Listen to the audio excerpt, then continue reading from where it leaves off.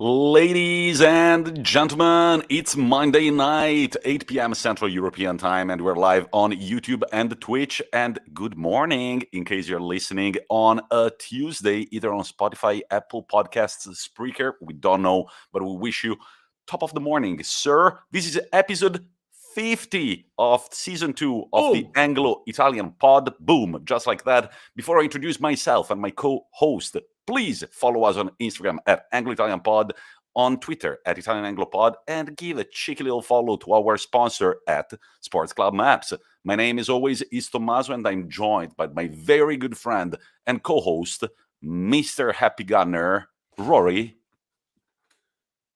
Chris Quallo? Yeah, Did you forget my surname? I thought you were going to say it.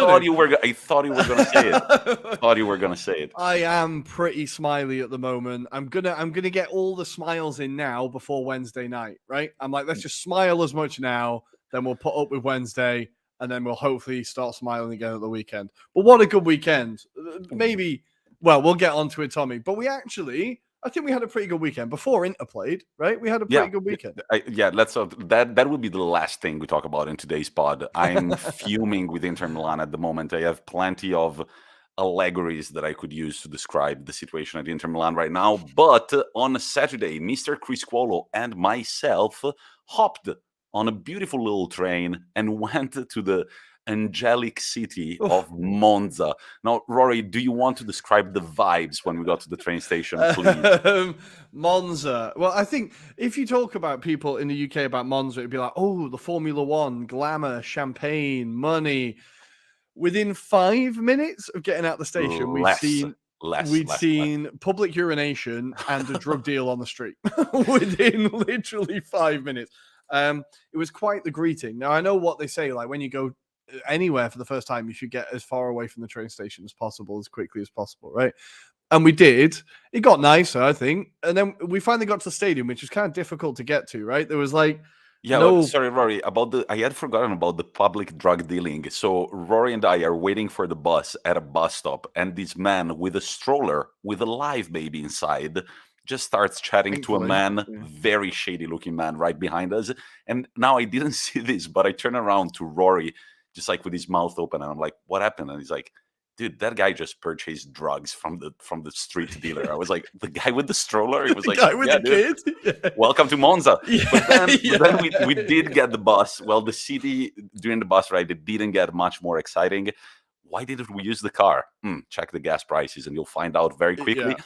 But we got to the stadium, and I have to say that the stadium from outside looks pretty slick, right? I liked it. I think I said to you, it kind of suited the city a little bit. It's quite like industrial looking, those two big grey towers either side. So it's kind of like one big stand, isn't it? And three kind of smaller stands. The Curva is really, really small. But I thought it was a really nice stadium, quite like just comfortable, very homely. The atmosphere was really nice.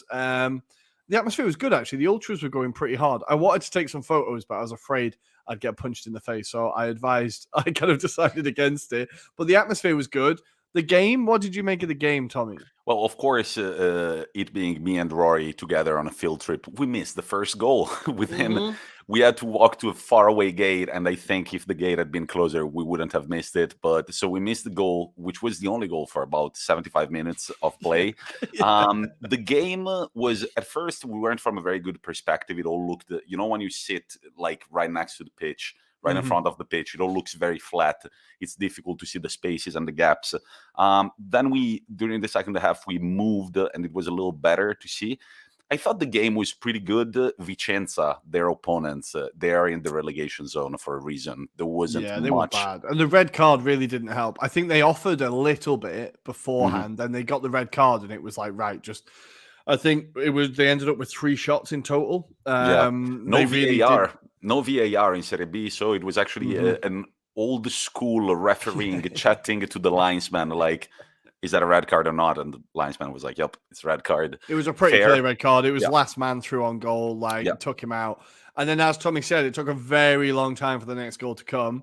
When it did come, it was like a really scrappy tap-in, not exactly kind of thrilling goal. Then after Monza missed the unmissable, there was an open net where he hit the post, I think. I think they hit the post and then the crossbar. It was Mm-hmm. kind of insane.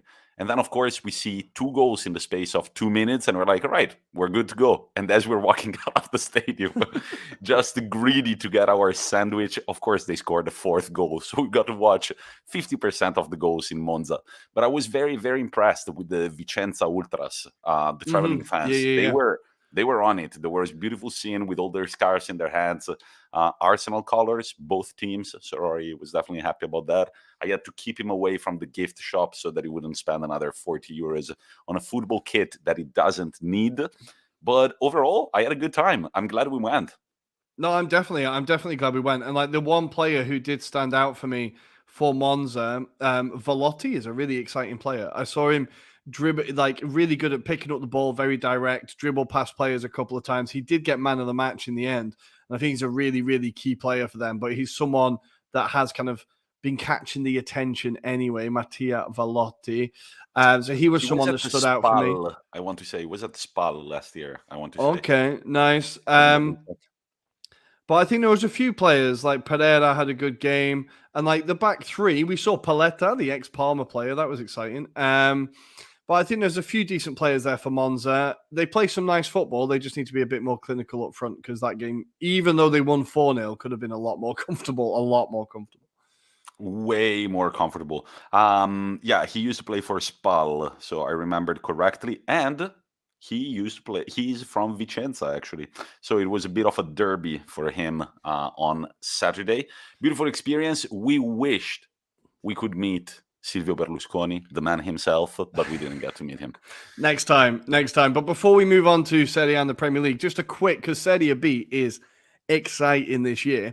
That leaves Monza in 5th on 51 points. Pisa are top on 55 points. So the top 6 teams are only separated by 5 points. This promotion battle is going to be exciting. If you like a bit of lower league, not lower league football, I think Serie B is definitely worth keeping an eye on. Some decent teams there.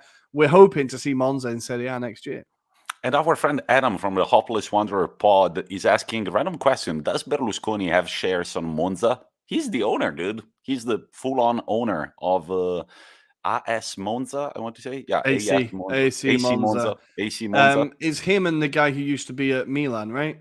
Galliani, the vulture. Galliani, the chicken, Galliani. That's him. Yeah, the vulture. They used to call him the vulture because he would always go for players whose contracts were expiring, and so he would like swoop in like a vulture, and get that contract for 0. Beautiful experience. I hope they come to Serie A because going to that away Inter game, that would be a lot of fun, I think. Mm-hmm. Yeah. That's a nice little derby, kind of, I suppose. It would be a derby. Yeah. It would be a derby. But this was our Saturday. What about you guys? Did you watch some football live? Let us know in the comments. It's time to review Serie A and the Premier League. I would start from the Premier League and the watchers on YouTube and Twitch. I don't know if you've noticed what Rory did with his shirts right behind him. He really didn't have to, but he's rocking a Torino shirt right there, just like to not make me forget about. Just fishing a little bit. Let's start in England, Rory. And I know that you're very happy for once in your lifetime about the way things are looking at Arsenal. So why don't you just, before you face Liverpool, with all the confidence in the world, let's talk about this top 4 race, but namely about Arsenal. What is their role in the top 4 race? I think at the moment, whisper it, but we are in the best position for top 4 at the moment. So we've played 26 games. We're on 51 points. Man United have played 29. They're on 50 points. West Ham have played 29. They're on 48. Wolves have played 29. They're on 46. So we are in the best position at the moment. We have now won 5 in a row and only lost 1 of our last 11 games. We are in very good form. We've had some not the toughest fixtures. A lot of them are teams that we would have been expected to beat, but last year we weren't beating those teams, and that was crucial. I think I'm really enjoying our performances. I think I said it, I can't remember who I said it to this weekend on WhatsApp, but I said, even if we don't get top 4, this season hasn't been a failure. The progress we've seen in the team, in the performances, in the cohesion, we could get 5th and it would still be a successful season, because compared to where we were last year, and with the point that we're in the development of this team, it's still very early doors. Again, youngest average team in the league. I think we've kind of got very little pressure. Any pressure we've got is coming from the players themselves. You can see the players are like really, they are focused. They know they want this. They know they can do it. And I think Arteta's doing a really great job of shutting out the noise from outside and just letting them get on with it.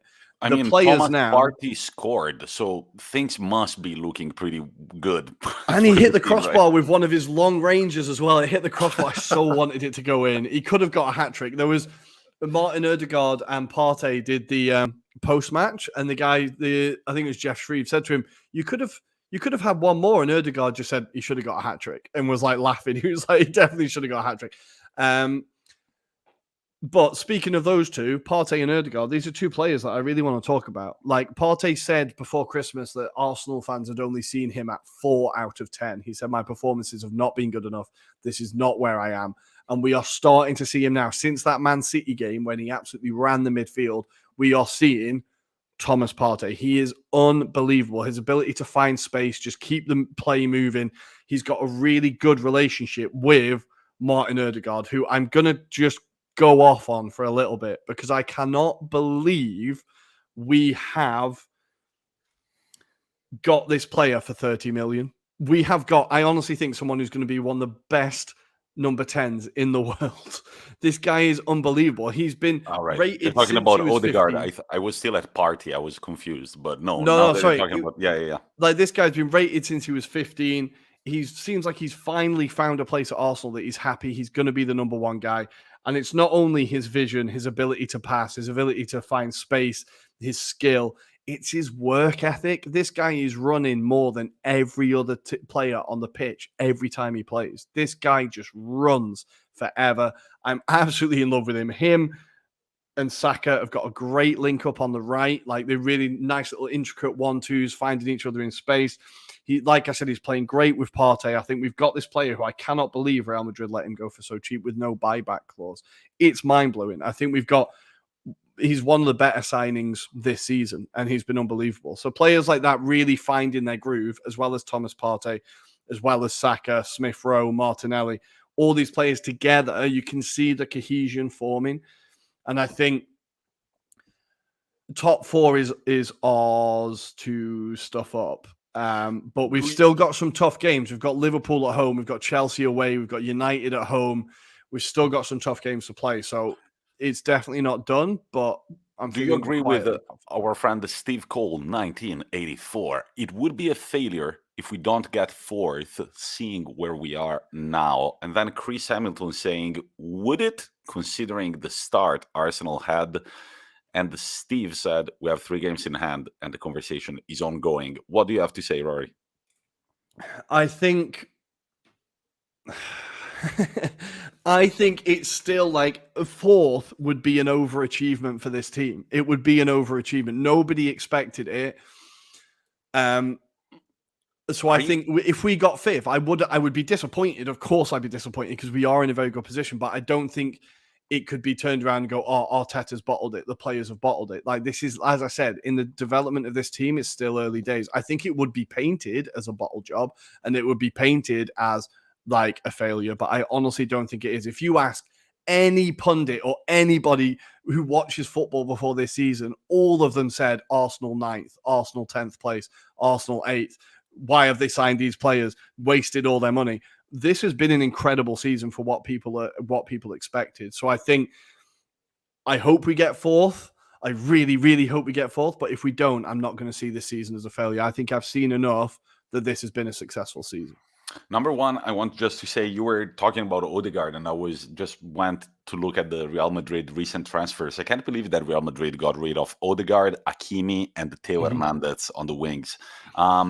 But they're doing well. So either they were very short-sighted and lucky, or they were very far-sighted and they know exactly what they're doing. I don't know what's the thing there. I think they kind of had a thing of like, Real Madrid have a thing of if the face doesn't fit, they just get rid of you. Like, and I think those faces just didn't fit. And for Arsenal, we've managed to find someone who is at 22 years old, the captain of his country, and is already he shows himself as one of the senior players in the squad.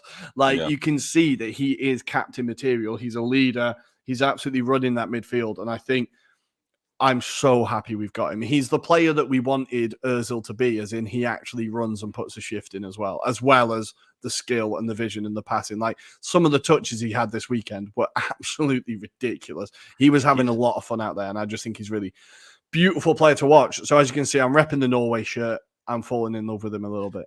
23 years old and already 37 international caps. That's a big number. But Rory, I'm going to hit you with a big question from AFC Finners, friend of the pod, who on our Instagram said, I've got a question for Rory.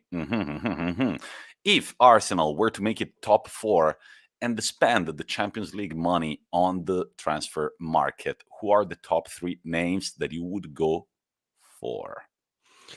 We need a striker, obviously. I've seen Joao Felix linked, which is pretty exciting, but I've not seen him hit mad numbers. He's young though, man. But he is very young, and I think he fits the profile that Arsenal want. He fits that a young striker who he scores goals, but he isn't just scoring goals. He's able to like drop deep, get involved in play, kind of what Lacazette does now, but maybe he'd score a few more. So I think maybe Joao Felix as a striker, but he's going to cost, like, Atletico spent 120 million on him. Like, if we're going to buy him, they're going to want to make a profit. They're not going to sell him for cheaper. So I think maybe that's a bit of like wishful thinking. But as far as strikers go, I'd be quite happy with. I still think Calvert-Lewin could do a job. He just needs to get out of Everton. Jonathan David was mentioned from Lille. I've not quite seen enough of him to know how much I rate him. But I think Calvert-Lewin with his Premier League experience wouldn't be a bad shout. But I would want Calvert-Lewin and someone else. I think we're going to go 4-2 strikers. Fuck it, let's do wishful thinking. I'll say Joao Felix. We need another right back, because Cedric isn't good enough. Who do you go for? Livramento from Southampton. I think we could put quite a lot of money on him. So somebody who knows the league already, not going fishing abroad. No, I think we need people who can. I'd be keen to get some Premier League experience in there. I think Livramento, maybe Tariq Lamptey if he's a right back. I do like Lamptey. I can never remember if he's right or left back. Lukaku, yeah, I think that'll be it. 2 strikers. Lukaku might be available. Lukaku might be available, for free. I think I'm all right. But we also need a central midfielder because it looks like Xhaka's going to go.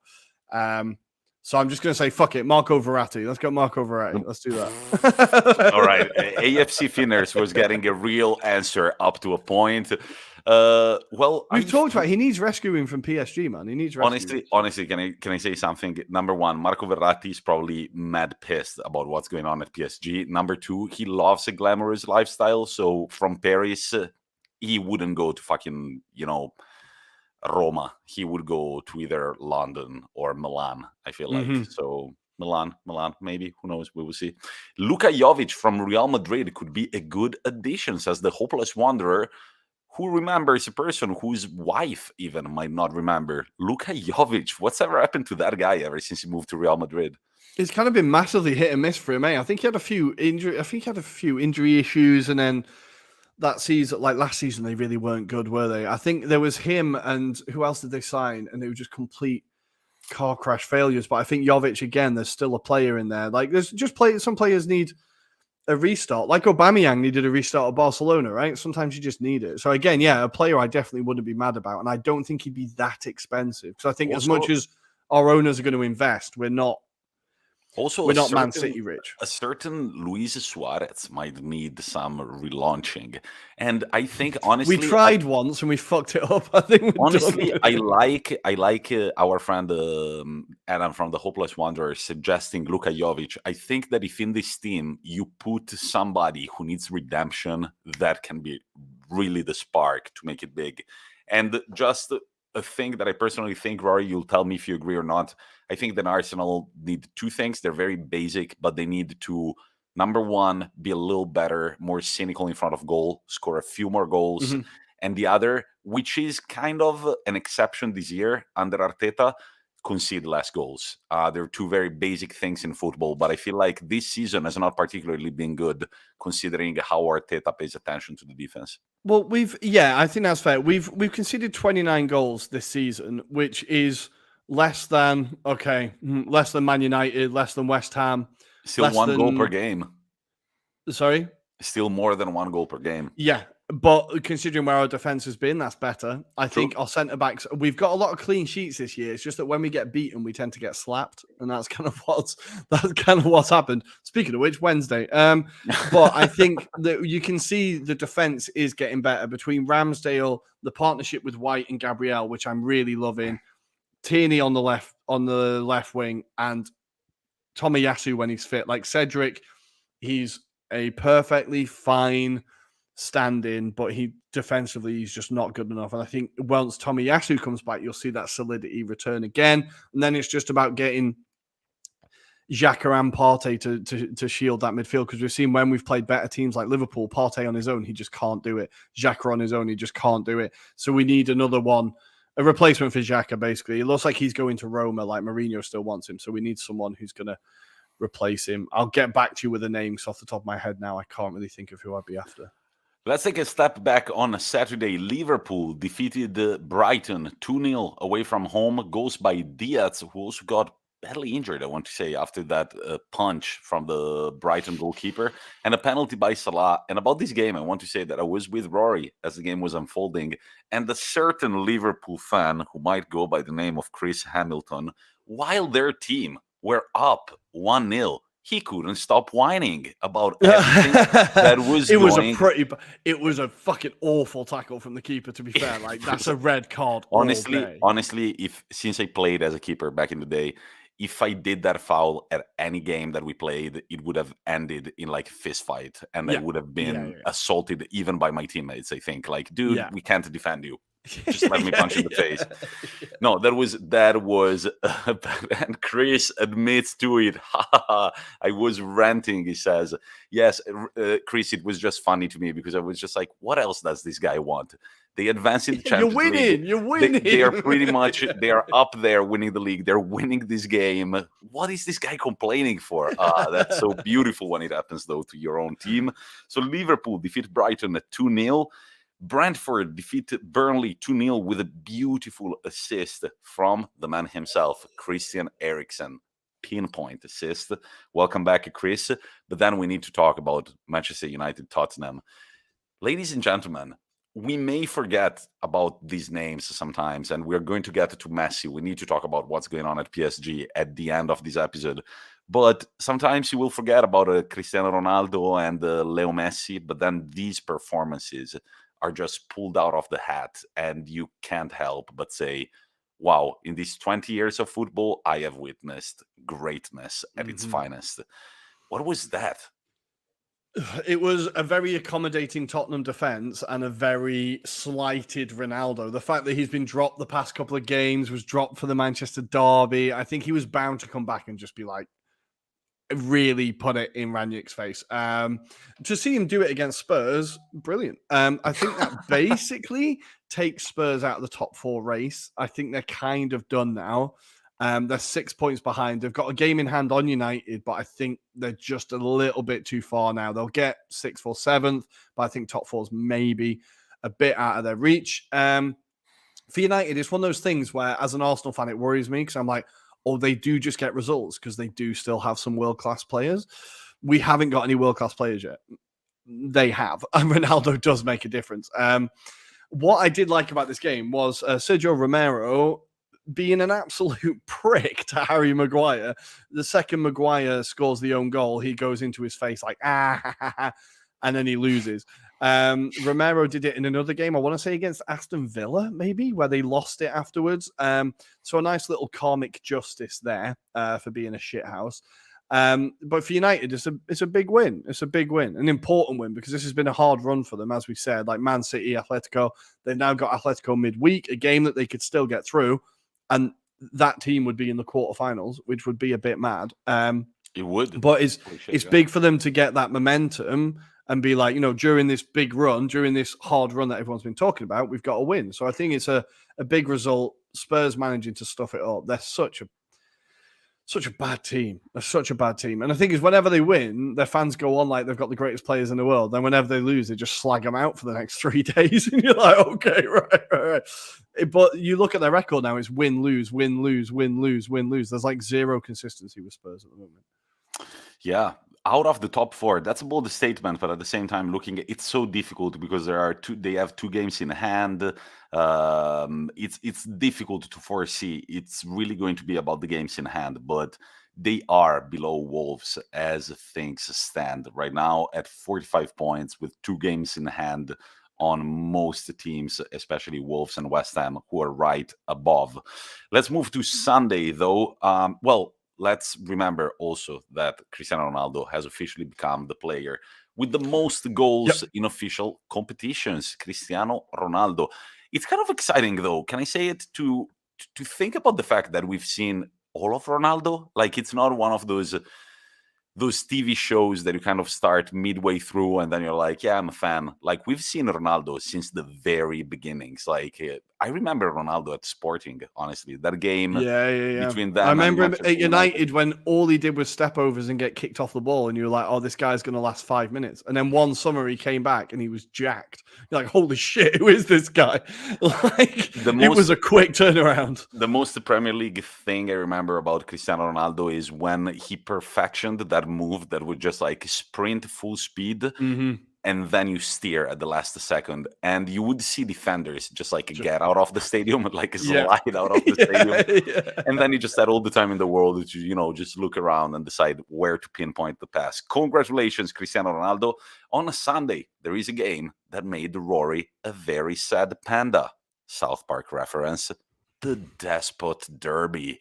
Rory, what is it all about? Why were you sad? Why were you sad, panda? It honestly made me a little bit. I've reevaluated or been reevaluating my relationship with football this weekend. Not now, Rory. We're on season 2, episode 50. Don't reevaluate now. It's not the time to reevaluate. I'm taking this moment to retire. No, I think it's now we've been willfully ignoring where the money in the league has come from for a very long time. And I say we generally as football fans, right? We've been just putting it to the back of our mind and thinking it doesn't affect us. It's fine. Just don't think about it. Now, obviously, with events unfolding around the world, it's getting harder and harder to do, which is good in a way because it's making us confront this problem that we have. And it's not only a problem that we have in our sport, it's a problem we have in our country. London is the money laundering capital of the world. Like, previous governments, not just the Tories, have allowed this to happen. And now they've got into our national game, and it is making it very, very uncomfortable watching. Having to watch Chelsea with their Putin backing owner, even though he doesn't still technically own the club anymore, and a club owned by Saudi Arabia, who the previous day executed 81 men in a day, more than they did in the entire previous year. It really highlighted the fact that we are participating in sports washing, and we are allowing these people to clean their image. Now, there's nothing we can do as football fans, right? Or it wasn't us who let them in. It wasn't our choice. What we can do is we can talk about it. We can make sure people know about it, and we can protest about it. But we need the Premier League to step up. We need the Premier League to do something. Now, what they've said is they're going to bring in this human rights charter, fucking 15 years too late, human rights check for the fit and proper owners test.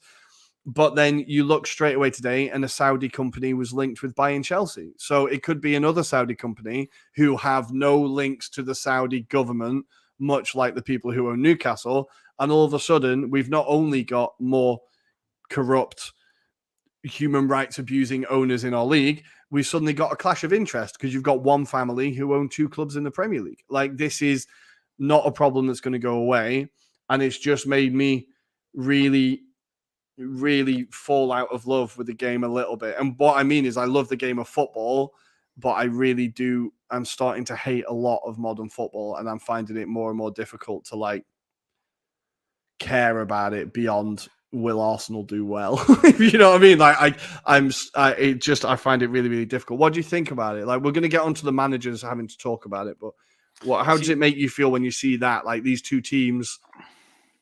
See, I remember I honestly just I had a flashback of one of the first times that we had met to talk about the podcast, and we had to decide what we would be talking about. And I was just like, dude, let's just stick to the game of football, because if we start going beyond the game of football, like what we see on television or what Mhm. we see at the stadium, if we go beyond that, there is all shady business involved. And I Yeah. remember us two just like sitting there and being like kind of acknowledging that the thing that we care about so much is corrupt as fuck. Mhm. And we were Yeah, just yeah, like, yeah, yeah. yup, let's not talk about that. But then it's inevitable because it's part of the game. And I think we have matured from that moment to understanding that we're not bad people if we talk about football, as long as we acknowledge all the dirty shit that there is Mhm. behind. It is sad to see, and I have to say that I really always appreciate when we do our episodes with our friend Luca, because we've talked about not the not probably the most morally coherent presidents, chairman in Italian football, but at the Right. same time, you kind of it's that feeling of like the family that rules the football club, and it's it's like it belongs to the The most city it and is everything. money laundering. The most it ever is money laundering, Exactly, really. and you're just like, okay, like they kind of like had to do it because like football was becoming. I don't want to justify them, but it's just like it feels like back in the day it was way more romantic. It was about a family, a city, and all that. Like right now, for me, I see all the hypocrisy that you're talking about, and I think it's ridiculous that Chelsea are being punished and other clubs are not being punished Mhm. simply because of purely economical and political interests. Like if it was for morals, the entire world of football would be in dire Of course. straits. Yeah. Yeah, yeah. So it's definitely hard to see. It's we still have to discuss whether we will be covering the Qatar World Cup or not. Yeah. But when I get distracted whenever then I see that ball roll on the grass, at that point I don't think about it anymore. But yeah, Yeah. whenever you stop and think about it, it is pretty fucking sad. All we can do is like shed some light on it and let people remember that it's a whole shady business. And Football is. I just want to clear up when I said it's only money laundering, what I mean is like not that it's only money, like the crimes that some of the owners in the Premier League are much more extreme than that. I'm not saying that money laundering isn't No, okay. no, no. Of course, of course. I've just had a go at the UK government for letting it happen. I just want to clear that up. But before we move on from this and actually talk about the game, I find it really interesting. And again, it's something I've had to think about a lot about the managers answering questions about it. So Eddie Howe was asked about it this week. This weekend? How do you feel about the Saudi government executing 81 men yesterday? And he said, I'm just going to stick to football. Now, at first, and I've put something similar on Twitter with Tuchel having to answer these questions, I was like, yeah, they've answered the question once, leave them alone. Like they're not politicians, they're football managers. But then on the other hand, you think, well, you've taken the job, you know who the owners are, you are the public face of the company, whether that's right or wrong. Maybe the company should be putting someone else to speak, but they're quite happy to just let you take the brunt of it. Do you think, and I'm kind of putting you on the spot here, but do you think the managers should be forced to answer these questions, or do you think it's unfair to just pick this guy whose job is a football manager to answer for these like horrific human rights abuses? Second one. Unfortunately, man, in the job world, and we know it very well, it's always shitty to speak badly of your boss. Mm-hmm. Yeah. It's never a good idea, is it? Like, It's never a good idea. Like I'm imagining the school that I work for stands for awful shit, but still I am one of their head teachers. And when they ask me about the company, I know that I get that money. I cannot be like, it's shit. Like I wish it wasn't like that. I'm just gonna shut up and try to say I'm gonna stick to teaching, like Tusha said. Mm-hmm. It's immoral, but it's understandable, I think. Hopeless Wanderer says the opportunity is there for the Premier League to stand up to this. They've let so much go by the wayside, and even now, I can't see them setting an example because they see pound, pound, pound, pound, pound sign over Mm-hmm. pound sign. Agreed. That's what I was telling Roy the other day. I was like, you're kind of laughing and giggling at what's happening to Chelsea. But what if even richer owners than Abramovich come in? Will you be laughing then? And then Chris says there is a bigger issue here, as always, but why are holding football to a certain level of social ethical issues when we don't hold other business governments to account? Why football? Sorry. No, it's a very good point. It's a very, very good point. And Very again, nice take. I feel like this week by week, I'm getting my dream, Tommy, and this is turning into a politics podcast. But Oh, damn I it. feel No, like, I don't know enough. no, but I think like, yeah, taking a brief look at the British government, you can see how there is no accountability, no level of like cronyism, as they put it, is too low. Like the amount of corruption stuff, I'm not sure why football gets held up to a higher view. Maybe because it is the kind of the obsession in the country, and it feels more easy to influence maybe than like government. Like people can maybe try and influence football a little bit And more also than like because trying to it's fix that Boris Johnson. it's also that thing that you can very quickly turn around into it's 22 dudes running behind a ball. Yeah, you know, it's easy and to then go to the- trivialize, right? Yeah. While it's easy to trivialize the parliament as well. But let's not get into that. That would be for the... We should actually talk about the football. In this game, Chelsea were quite lucky. Newcastle had a massive penalty turned down. That was definitely a penalty. Not quite sure how that wasn't given. Havertz arguably should have been sent off. I think if the ref gives a red, VAR doesn't overturn that. That elbow was very, very high. And then, of course, Havertz scores the winner in the last minute. Absolutely beautiful goal. Incredible first touch. And just taps it past the keeper. Very Bergkamp-esque. Very, very beautiful goal. But Chelsea get the 3 points. You can definitely feel the siege mentality at that club of all of them just being like, right, they're trying to tear us down. Let's do it. They definitely seem a bit more determined. But elsewhere, before we move on to Serie A, because we've already done 40 minutes and we're on the Premier League. Sorry.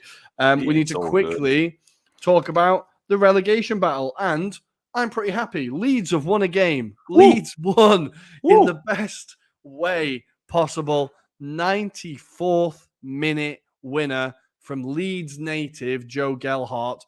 Absolutely beautiful moment. He goes mental. Ellen Road, absolute scenes. Huge win for them. I think we've seen an improvement in Leeds since Jesse Marsh took over.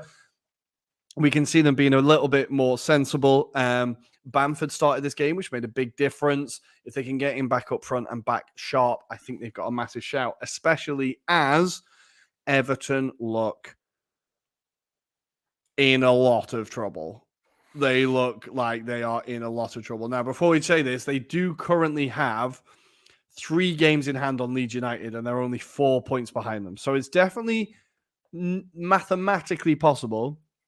But what worries me about Everton is Frank Lampard. I think they've made the wrong choice in coach. This guy looks lost already. The even worrying thing about this Wolves game, so they lost 1-0. Connor Cody, Liverpool fan, scores the winner, of course.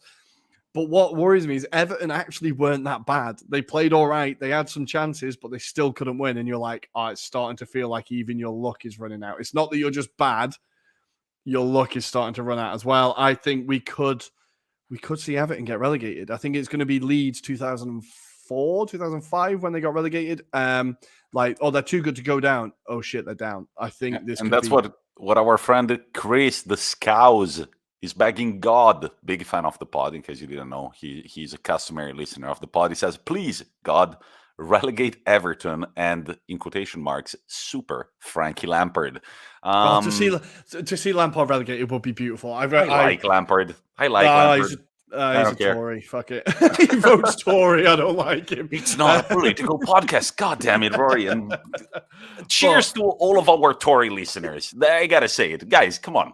Thank you for listening to the pod. Shut the fuck up, Rory. I'm not saying anything. So that leaves the relegation battle a little bit tight. As Watford, Roy Hodgson, do not count him out. Do not count him out. They were massively improved against Arsenal. Arguably should have got something. They got rolled over midweek, but they've got their win now, and I think Hodgson could get them out of trouble. A 2-1 win away at Southampton, which is a massive result, but it leaves the relegation zone looking like this. 18th position, Watford, 22 points. 17th, Everton, 22 points. 16th, Leeds, 26 points. I think Brentford, with that win this weekend on 30 points, have taken themselves out of the relegation battle. I think they've got themselves safe. Down there, Burnley still have 2 games in hand, so they will have a say as well. I'm going to say the teams to get relegated are Norwich, Burnley, and Everton. I think we're going to see Everton drop. All right. And tonight, as we are speaking, in 20 minutes, Crystal Palace Man City is going to kick off in the Premier League. And so is Lazio Venezia, actually 4 minutes from now over in Serie A. In Serie A, quite a lot of draws this weekend. Let's start from Saturday, which was when the first match days were held. Salernitana Sassuolo 2-2. Now, Salernitana, despite aside from the loss against Inter Milan last week, which was a battering 5-0, they've shown great composure. And if we don't count that result against Inter, this is their 5th consecutive draw since the beginning of February. It's impressive. At the same time, this 1 point after 1 point after 1 point is not meaning much for Salernitana. However, they've got 2 games in hand, and if they were to win those, which sounds pretty unthinkable, they could be at 22 points. On the other hand, Sassuolo were coming from 3 consecutive wins against Inter Milan, Fiorentina, and Venezia. This time around, they surrendered to Diuric at the 81st minute after having overturned the score 2-1. Goals by Scamacca, beautiful header, uncontested in the middle of the box, and Traoré. Now, this player has been stepping it up game after game after game after game. He's on 4 goals and 2 assists. And this guy is a bit of a jack of all trades. He's a midfielder, but he can play as a containing midfielder. He can play as a wing on the left. That's where he's usually playing. But these goals are very Mbappe-esque, I want to say. So that was the first match of the Serie A weekend. And then Spezia Cagliari, 2-0. Now, this game made the headlines. I watched Cagliari are going down. Cagliari are going down. Not for that reason, Rory, but because it was one of the first times that you will hear a manager praising the opposition supporters. And Mazzarri said that this game was great for the first half. It was 0-0, but then it felt like the Spezia players started listening to their fans, and they managed to score 2 goals and defeat us. Are Cagliari going down? Well, let's say that this is a massive win for Spezia, who are now 7 points above the relegation zone. That's Cagliari, big. That's big. That's a massive win. And these are the games that you need to win. Like, these are the must-win games if you want to stay up. And Cagliari are only 3 points above the relegation zone. However, Venezia have got 2 games in hand, one of which they're going to play tonight against Lazio. And then, God, I don't want to talk about this game. Sampdoria Juventus. Jesus Christ. Morata with a brace. I've said it, and I'll say it again. This guy's name should be way more respected by Juve fans than it actually is. Morata with a very important brace. Also adds to an own goal by Yoshida to make it 3-1 for Sampdoria. The only goal for the Blu Cerchiati came from Sabiri. A bit of a consolation goal at the 84th minute. Chesney even saved the penalty on Candreva. And Rory, let's just face it. What are Juventus doing up there? Should we be worried? Like, coming, like, you know that Office meme of Dwight and Angela, where he's like stood there and he turns around like, ah! And he's terrified by it. Juventus are just there. They're just here. They're just here. So you're like, I watched this press conference with Allegri from like 5 weeks ago, where he predicts at what point range you're going to win the league. And he says, at 85 points, the league is going to be won. And then they ask him, and who's going to be up there? And he smiles big time. And he just says, don't ask me. We're not going to be up there. And you're just like, you fucking piece of shit. Like, you are doing it to destabilize the entire establishment. You know that he knows that by playing shit football and getting a little win after nibbling points away, as he said, they are going to be up there before we know it. Also, Tommy, the thing is, they're going to be so loud if they get back there. They're going to be so loud. Juventus fans can never be too loud.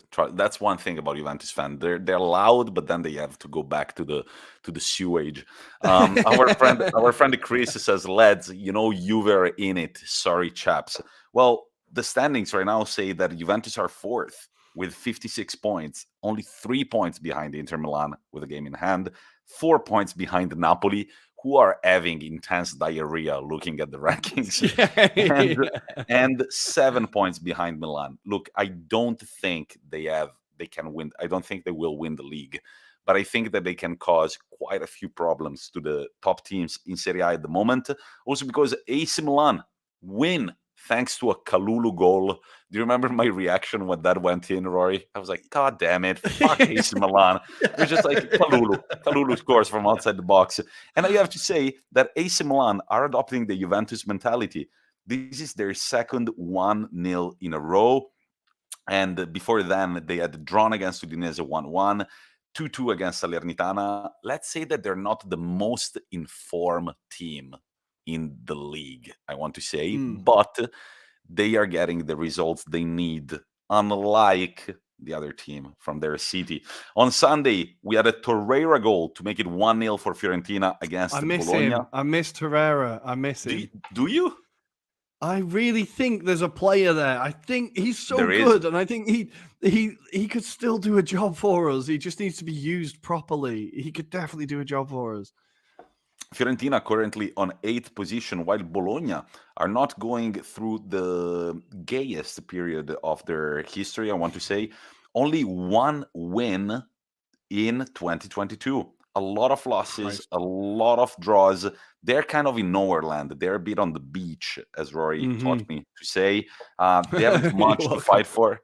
They haven't much to fight for. They're on 33 points, way above the relegation zone, way below any of the European spots.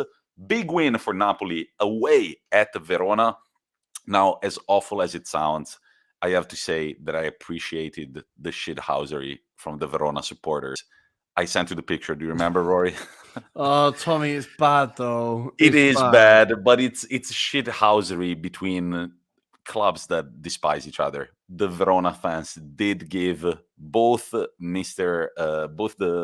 Ukraine and Russia the exact coordinates to bomb Naples. I thought it was funny. It is but it is funny at the same time. Just to think that they went online to look at the exact coordinates.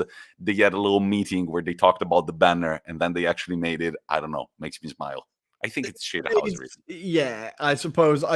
This is why I feel sympathy for Napoli all the time, because everyone in the country just digs them out all the time. Like if I'd been born Italian, I might have been a Napoli fan just to piss everyone off, because I do feel like they just get shit from everywhere. Look, the other day I followed this stand-up comedian, and he was in Napoli, and he took the pictures of the best writings that he saw on the wall, and there was one inside a pizzeria written with a marker that said in the Neapolitan language, it said, if you were born in Naples, bred in Naples, and grew up in Naples, and you support Juventus, do yourself a favor. There is a bridge at the end of the street. I just thought it was fucking amazing. That's quality. That's quality. But Napoli win 2-1 with a brace by the man with the mask. Are we talking about Batman? We're talking about Victor Osimhen. A brace for myself in fantasy football that matters very little since I'm going to lose the game anyways.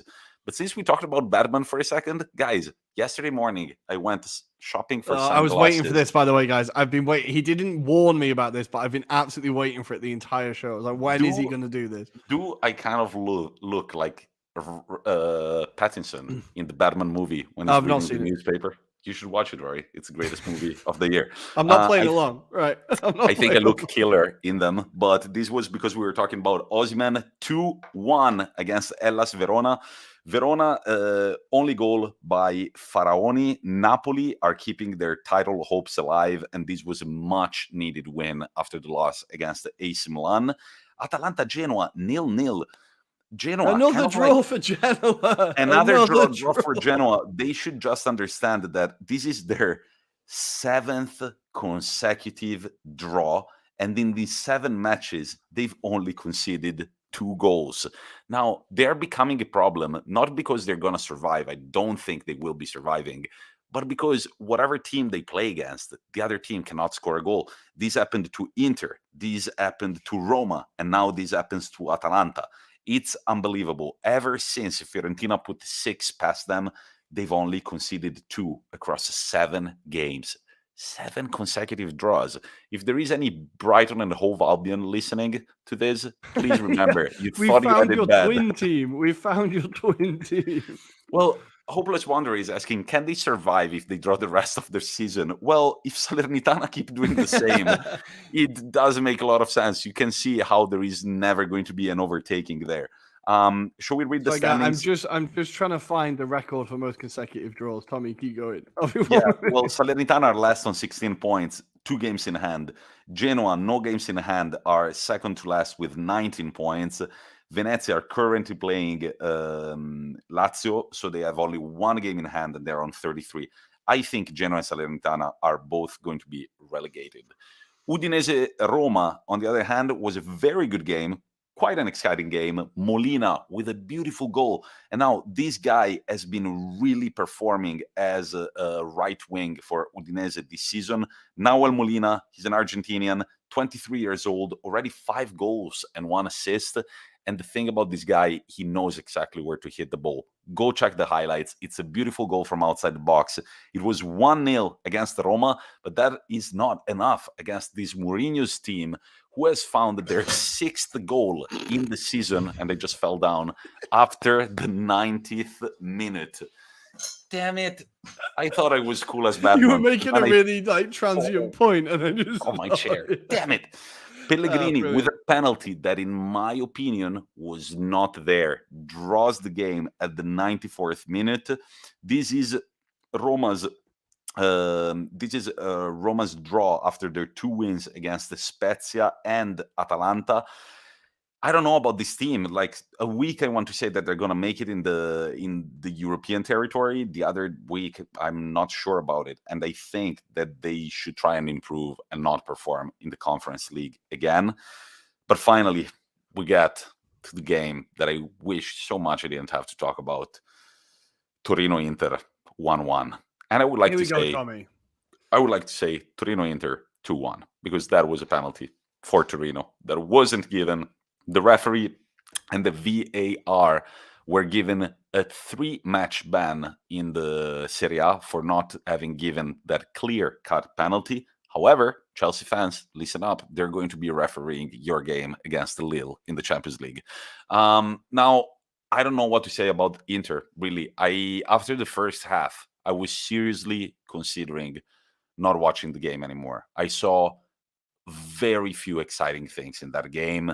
It looked stale. It looked, again, like we didn't know what we were doing, really. Up front, everything just looks so freaking mechanical. The goal, Andanovic has no fault really in it, but still, seeing him not move pisses me off. Because I know that there isn't another option. I know that he's just going to stand there like that. Mm-hmm. And again, the goal was not his fault. Sanchez, yet on his 100th appearance for Inter Milan, yet another very, very, very important goal, but it's not enough. We are now, even with our game in hand, if we do win that game in hand, which is becoming a little stressful for me at the moment, we would be 1 point behind AC Milan. It's against Bologna. Bologna are going through a slump, but still, AC Milan right now have all their cards in their hand. They are the makers of their own destiny, as we would say in Italy. Look, it's all about the runs that we have. Right now, our next game is against Fiorentina. Fiorentina are in good form at the moment. And the next game is against Juventus. So I don't know. I don't know what needs to be done there. I have to say that I've been very happy with the management of my club over the past 3 years. Very happy. I think that incredible work has been done. But I will say it here, going into this season with only 4 strikers in Dzeko, Lautaro, Sanchez, who's not a young'un anymore, and Correa, who's as fragile as a Swarovski crystal, is a bit cocky. And also playing with a broom attached to the crossbar is also pretty cocky. Now, if already you had solved the goalkeeping issue before this season, I think we would have 4 points more, at least 4 points more. I want to say even a little more. If you had fixed the forward situation before, we would have even more points. And I will say it now, just to be clear. I don't think that if whatever team, this is something that I hate, and in Italy they do it a whole lot. Every time that a team wins the league, when it's closely contested, the fans from the other team will make a video on YouTube with all the refereeing mistakes that were not whistled. Now, I think that's utter bullshit. And I think that in the end, the team who deserves to win wins despite all the refereeing mistakes. So if I had to go look back at every single refereeing mistake that there has been this entire season for every team, of course, it would be a completely different table. But I have to say that if I was a Milan fan, I would be pointing out quite a few things. That goal that was disallowed to Messias, and then Udinese scored on the counterattack right after. Spezia. Then the goal, the hand touch goal by Destiny Udogie, which was blatant. Which was blatant. And now this penalty not given to Torino against Inter Milan, I would be fuming if I was an AC Milan fan. This said, again, if I had to go look back at everything that happened, I remember there was a red card against Venezia for Teo Hernandez. Plenty of things. I just had to point it out that we're even being lucky in this situation. And the very good joke that I read this morning was, come on, guys, at least when Juventus cheat, they manage to win games. That is a very valid fucking point. I don't think there is any... I always think that about, like when you hear about Lance Armstrong and then like the 20 cyclists behind him who were also like doping, and you're like, well, at least he still won. You guys were cheating and still came 20th. Right. Exactly. And I don't think there is any institutional conspiracy. Leave me alone with that shit. I've said it over and over again, how much the press can't wait to lay off Inter Milan. Also because there is a Chinese ownership, which is something that still attracts quite a bit of racist remarks hidden between the lines. But I'm saying we're being lucky and we're giving it away. We have been lucky. Whenever we lost the game, AC Milan drew. We drew, AC Milan lost. We've been lucky. We can't be lucky for the rest of the season. I thought that after the Anfield game, we would come back to Serie A and just tear the league apart. We are not doing that. And we need to be much better. Much fucking better. Right now, there is only the league and Coppa Italia to focus on. I know, Uncle Sharma, you're here too. Some positivity. Uncle, man, after last night's game, all the positivity that I had left is gone. I want to see my positivity being repaid by the players throughout 90 minutes of football with no excuse, with no, we played well for 75 minutes, with no, but that guy was not feeling well. But that guy had diarrhea. I don't want any of that. I want 90 minutes and at the end, be proud of my team with no buts. There was a point this season where we looked as inevitable, even more than Conte's Inter. I want that back, and I want it now. Wait, let me say it with the Batman sunglasses on. We are vengeance. Oh, Christ. There we go. We've done it. Now, I think with the striker situation, Dzeko was only ever meant to be like a short-term fix, right? It was like, he'll get us through the season, then we can see where we are. I think you really do need to get that big marquee striker signing. Like, I think there's a few clubs. Arsenal might be fighting with. You can have Lacazette. Arsenal might be fighting with you any striker targets. It's but it is definitely a position that needs looking at. But looking at signings, we have a question from Hopeless Wanderer saying, "Is Bremer signing for a Milan club this summer? Rumors are Inter." I saw that again today. Man, he is a good. Very, very good defender. He's one of the revelations of the season. Definitely one of the best center backs this season. There are rumors that Inter Milan are already in touch with the defender. He has, however, renewed his contract just, I think, at the beginning of January, I want to say. But I'm saying it now because he's watching us. Uncle Sharma, old friend of the pod, please come on the pod sometime soon. Let's discuss Inter Milan together. You're much more knowledgeable than I am about transfers, rumors, and our balance as well. What can we and can we not do? Do we have to sacrifice another big pawn this summer? I might have a name in mind. Not going to say it right now because I don't want to make you angrier than you are already. After Handanovic, is that who it is? no, Handanovic. Handanovic, Handanovic. it's not a pawn that you can sacrifice. Like they're gonna give you I was four just waiting. I clementines was and an waiting. apple. I was waiting. But no, I honestly, yeah, I'm a little worried right now. I'm a little worried. AC Milan look cynical when they win games, even if they don't won by 2 or 3 goals. They just look like they do it. They did it against Mhm. Naples. What was that goal? That was just like a shot off target that guy had the coldness to just like deviate in goal. They won against the Empoli 1-0. They've become cynical, and that's maturity, in my opinion, from AC Mhm. Milan. And right now, we don't have that advantage anymore of the game in hand. So I'm a little worried, and we have to play Juventus. I don't want to watch that game. I'm done. Yeah, Rory, it's going to be tense. It's going to be before tense. we I wrap didn't it think all, this season that I'd be the positive one and you'd be the one like, well, this season has taken a swing. This season's hey, really taken a swing. if we want to take the Dorian Gray reference, last year I gave a lot to the devil. The Euros, the Inter Scudetto, and all that right now. Yeah. I think I've got some credit coming my way. I hope so. I really, really hope so because last year was rough. Last But year was Rory, horrible. we are going a little over, but I just wanted They to don't ask you mind. very They're still quickly. here. It's fine.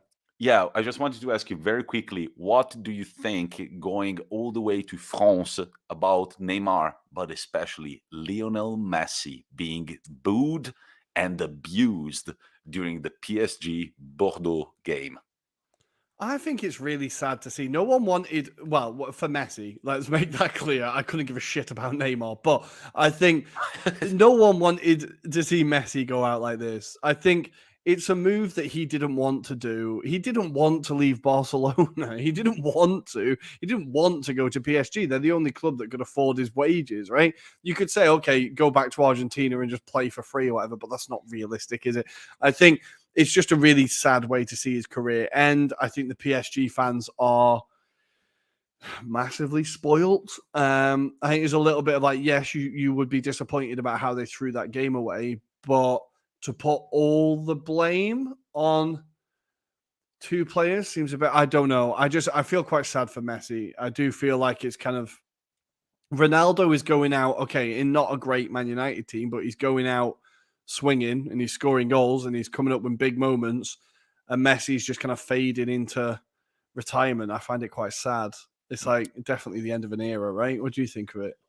It is quite sad. It is quite sad. It is quite sad. And however, if I was a PSG fan, I wouldn't care about all that introduction that you gave. But he didn't want to leave Barcelona. He didn't want to come to PSG. If I was a PSG fan, I would be like, well, you're here. We're paying you millions. Fucking deliver. Oh, right? no, I definitely get that. I definitely get that. Yeah. No, Fair. and I want to think that the PSG supporters were like, we're not going to boo Donnarumma, who made the clear mistake, right? We are going to target players that, in our opinion, should have done much better on the pitch, Yeah. despite Donnarumma's mistake. So I thought that He was did also make some great saves in that game as well, to be fair. But anyway. yeah, no, and I just think even when I hear about like Neymar like verbally assaulting and trying to punch like Donnarumma, number one, guts, dude. I wouldn't try to punch Donnarumma. I've met that guy when he was 14 and he was big already. But I'm like, well, what about you? Like, I'm just like, so Donnarumma made a mistake for Real Madrid to draw the game. After that, there were 2 goals allowed, and you looked like an absolute mug when Modric ran past you at 36 years of age. So it's just like, you are abusing me, but at the same time, what have you done to avoid that from happening? But is that not Neymar in a sentence? Is that not just that is what I think Neymar is. Just this. Yeah. Like I imagine everything is somebody else's fault. I just imagine he's completely like that. Yeah, no, it could be. It could easily be. And I feel like maybe he does that also because he knows that he's got like Messi's protection on whatever, and then the PSG fans are just like booing him and Messi. But the Messi bit was kind of, but Messi was very anonymous in the Real Madrid game, so I kind of get that too. He was. Yeah. He did not have a good game, and he's not done well there. But I think there's mitigating factors as to why that's happening. It doesn't justify it, but I think that's why it's happening. And we're going to leave you, ladies and gentlemen, with the rumor that a certain Lionel Messi might as well hop on a next plane to Barcelona next season to wrap up his career in style. I want to see him go back to Rosario and just play for free, man. Just do that. I don't think he's going to do anything for free. When you're Messi, why would you do it for free, right? Because you've got all the money in the world already. What do you need more He's money gonna- for, he's man? gonna- Come on. You can. Well, we're just going to leave you with Rory being a very 5-year-old about it. There is always something that you can do with money, Rory. I got to this realization very recently, but turns out that once you have money, you can always have more. I've never had any, so I wouldn't know. Yeah, me neither. So this is why we're recording a podcast twice a week, ladies and gentlemen. It's been a pleasure to be with you. Remember, every Monday night we're live on YouTube and Twitch. You can find us in these two platforms, but also on Instagram at Anglo-Italian Pod, on Twitter at Italian Anglopod. Give a cheeky little follow to our sponsor at the Sports Club Maps. And we're going to talk to you next with episode 51 on Friday this week. Talk to you later, guys. Thanks for joining. Bye, guys.